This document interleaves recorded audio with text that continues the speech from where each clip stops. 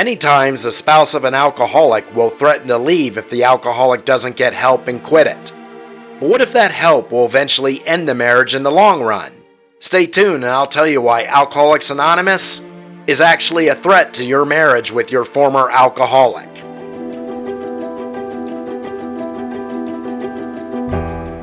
It is tremendously difficult to live with an alcoholic. There are generally two types of alcoholics. One group becomes mean with alcohol and many times ill-tempered during the daily withdrawals as well. I can't say I was the mean type, but definitely would not be considered congenial during most days until I got my fix in the evening from John Barleycorn. I did a lot of stupid things, thoroughly lacking in the judgment department, but the Hemingway type of drunk I was not. The other type may not be mean and even may be a nice person while on alcohol or not, but that alcoholism will still affect the relationship. One, it's sucking finances out of the couple, not as bad as say heroin, but that nightly expense may make managing other monthly bills difficult.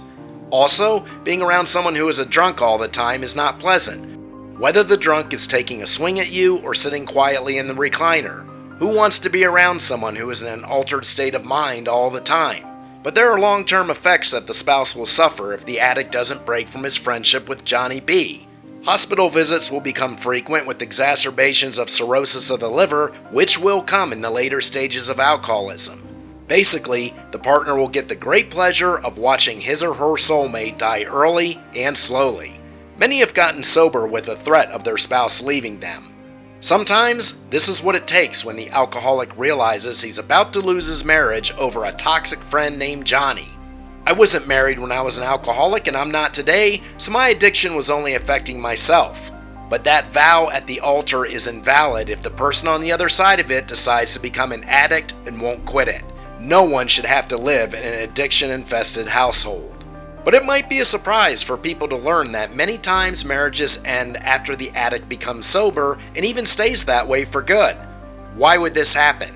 After all, the person who was once an alcoholic should be much improved now that he isn't, right? Shouldn't the couple be on the road that leads to the credits of happily ever after?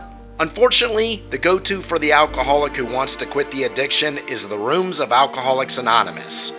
I continue to remain astounded that we still send people to a program that has such a massive failure rate, but we do. Bill Wilson created this program almost 100 years ago based on a religious experience of fanatical awakening.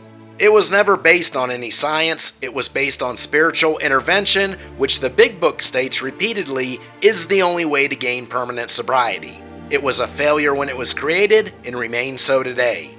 Somewhere in that almost 100 years, the program should have been modified or gone extinct. But the program of AA not only fails those trying to gain sobriety, it actively fails the spouses of those people. Many marriages end as the person continues on the journey of sobriety, not realizing that he's traveling into a black forest. It is ironic that sometimes the threat of divorce is the catalyst that forces the alcoholic to attempt sobriety. Then if he is in the minority that does stay sober with AA, the marriage ends in the long run anyway. So the rooms have two strikes. They usually fail the alcoholic and they fail the spouse as well.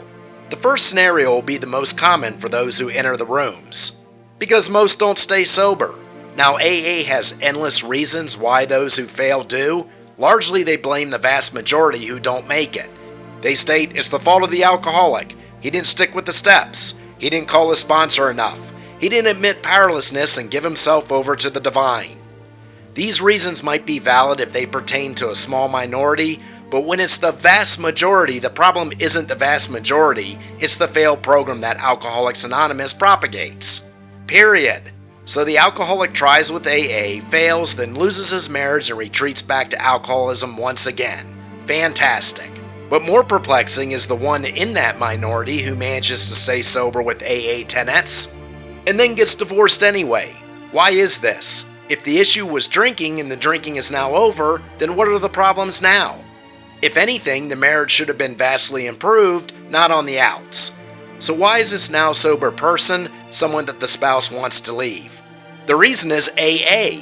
AA is not a temporary endeavor on the road to cure. They indoctrinate the person into a forever cult. The cult that tells them they're forever diseased, forever deficit, and forever an addict.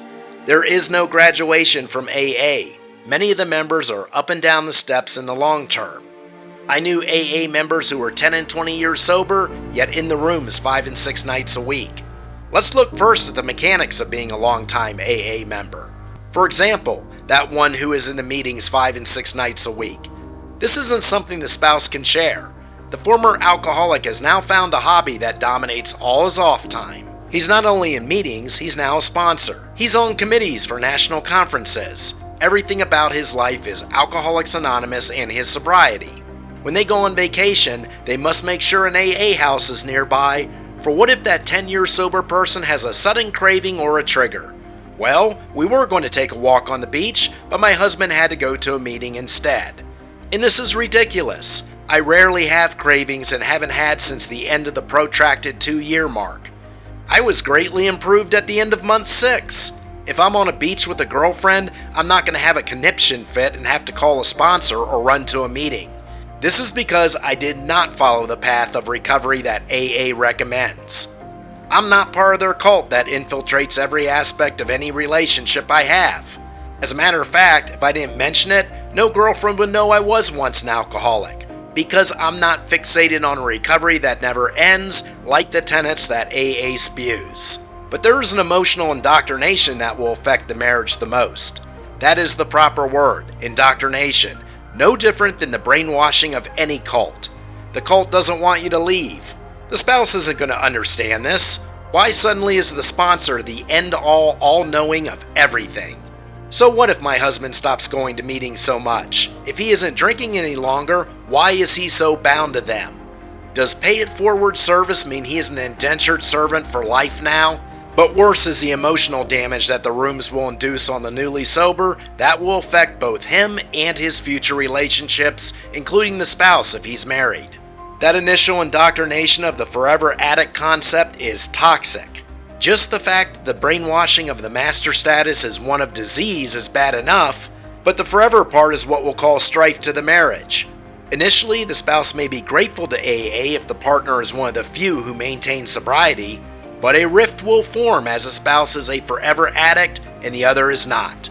The former alcoholic lives in a new land of never-ending recovery that has no commonality with his partner. People who lose commonality don't usually stay together. And second, the rooms highly advocate that all must be sacrificed for sobriety, and that includes the marriage. They are their own cult that is closed off to outsiders. They believe only the members of this cult can understand each other. This is very much symbolized in the movie When a Man Loves a Woman.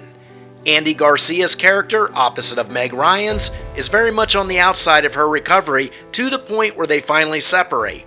The movie ending in an unknown if they will get back together. This is very much a reflection of how it actually happens when one is entrenched in the rooms. Garcia's character wasn't the one who screwed up and became an alcoholic, but he's the one portrayed under accusation. He just doesn't understand. Only the other members of the rooms, which Ryan's character is addicted to now, do. She has her new world and he is left behind, and that film very much reflects how it is in the real world with AA. This is how recovery should happen. It shouldn't hurt the marriage, it should totally enhance it. I advocate that the key to recovery and cure is the reinvention of the 4 planes of being: fitness, meditative activity, enhancement of career or side hustles, in which the spiritual plane will follow. Please note that these are all things that the spouse can share with, in which both can be involved. A couple can create that YouTube channel together, or combine forces and learn how to trade stocks. They can engage in exercise together, or yoga or Tai Chi. Doing positive things together enhance a marriage. AA isolates the former alcoholic with its initial declaration that there's no such thing as a former alcoholic. The fact that the rooms keep the spouse outside the perimeter once again shows what a miserable failed program its premise was. It only offers Al-Anon, an extension of the same cult mentality tenets coming from the rooms. It's bad enough that it fails most and imprisons for life the few who do stay sober, but then it affects outsiders who had nothing to do with alcoholism as well. If you want to recover the marriage, then first you have to recover the alcoholic who is in it. AA doesn't offer this, plain and simple. They offer nothing positive, physically or emotionally, and demand that you hand in your key to your new prison cell. The few who make it using the rooms, They may not drink anymore, but they have a new addiction, and that addiction is now AA. The whole point the spouse sent them to AA was to lose the addiction to alcohol, not to create another one. And this is why Alcoholics Anonymous not only fails alcoholics, but those who are the life partners with them. If you found this content helpful, go ahead and follow along and subscribe. And to see how to recreate all the planes of your being, check out Reinvention of Self, How to Change Your Life and Being Forever. Link is in the description. It's usually free on KDP. And remember, keep your contract, be sober at sundown, and I will see you at the next sunrise.